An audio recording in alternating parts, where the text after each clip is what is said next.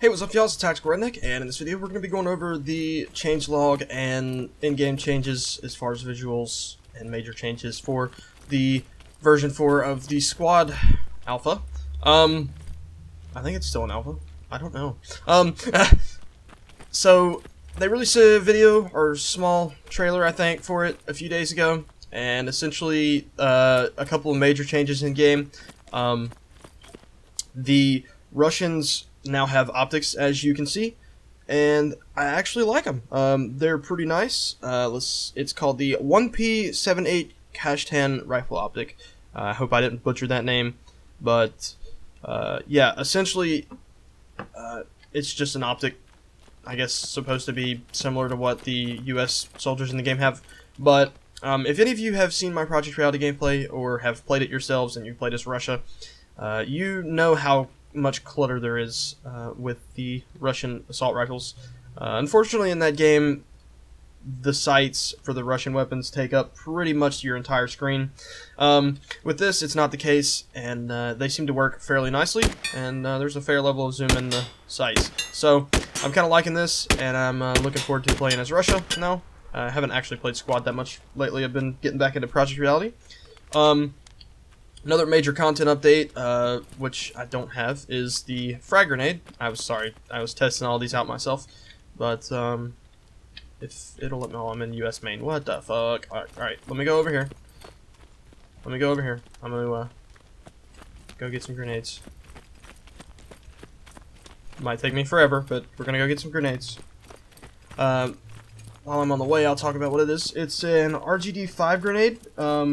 It's a post-World War II Soviet-era grenade, and so obviously it's kind of old, but yeah, the militia also have these grenades, and they obviously do exactly what they're supposed to do, so I'll go ahead and give you a small representation of what they do. Damn, I can't talk today, I apologize, but they also added in the trailer shockwaves. So here you have shockwaves, and obviously this adds to the immersion. So as you can see, that's pretty cool. I think they added shockwaves. It may have already been in the game. I'm not perfectly sure about that, but yeah. Another thing that they added was smoke collision. So now when you throw smoke, it won't go through walls. So if I were to be on the other side of this wall, as you can see, it's not going to go past the wall. So I'm going to go up here and kind of see.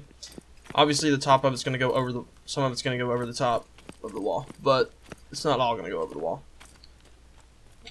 Now as far as that goes, I think that's pretty much all of the major stuff.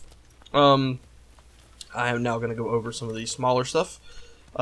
They've changed the flag capture mechanics in AAS, and they have increased ticket bleed. The flags do, and see, based on the number of flags owned by the opposing team, reducing the chance that the team with more flags loses the match. So obviously they're trying to balance out the AAS game mode to where if you have less flags than your opponent, you're more likely to lose the match, or vice versa. So if you have more flags, you're less likely to lose. If you have less flags, you're more likely to lose. So they're trying to balance that out.